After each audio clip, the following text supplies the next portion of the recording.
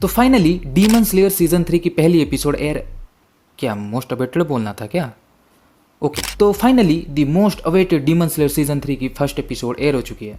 And my God what an intro it was. पूरे season के base को एक 1 आवर स्पेशल एपिसोड में बेहतरीन तरीके से एस्टेब्लिश किया गया है। अब बस अपेक्षा है इस पूरे प्रोसेस की।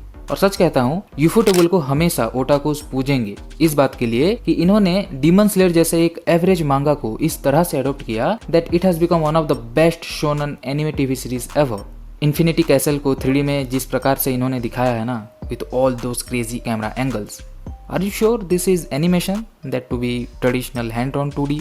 क्योंकि भाई मेरा तो दिमाग का भूसड़ा हो चुका है ये देख के। एनीवेज, 113 वर्ष बाद किसी अपर मून के मरने के कारण बाकी 5 अपर मून्स और किबुत्सुजी मुजान इन्फिनिटी कैसल में आते हैं with the blood demon art of lady बीवा, जहां मुजान अपने 133वां ब्लू लिली सीरम का टेस्ट कर रहा होता है which was found to be a total failure. और फिर वो अपर मून 5 योको और अपर मून 4 हंतेंगू को स्वॉर्डस्मिथ विलेज ढूंढने भेजता है, जो कि बहुत गुप्त है। इतना गुप्त कि अपर मून 6 को मारने के 2 महीने बाद तांजीरो जब कोमा से उठता है और अपने नए निचिरिन स्वॉर्ड के लिए वहां जाता है तो उसे कई सारे काकुशी बारी बारी में लेके जाता है।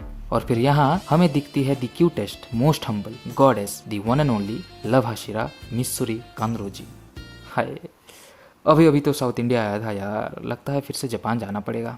Well, Kanroji playing with Nezuko was the best wholesome moment in demon slayer, कम से कम अब तक तो। और जैसे कि हमें पता है कि कांद्रोजी फिजिकली मैच्योर अवश्य हुई है, पर दिल से अभी भी वो एक बच्ची है एज यू कैन सी।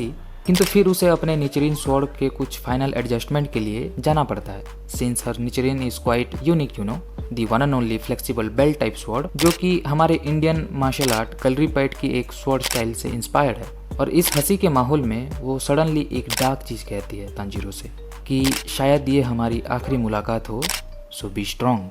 और इसी के साथ वो तांजीरो को एक सीक्रेट ट्रेनिंग वेपन के बारे में बताती है, जो कि हमें सेकंड एपिसोड में देखने मिलेगा।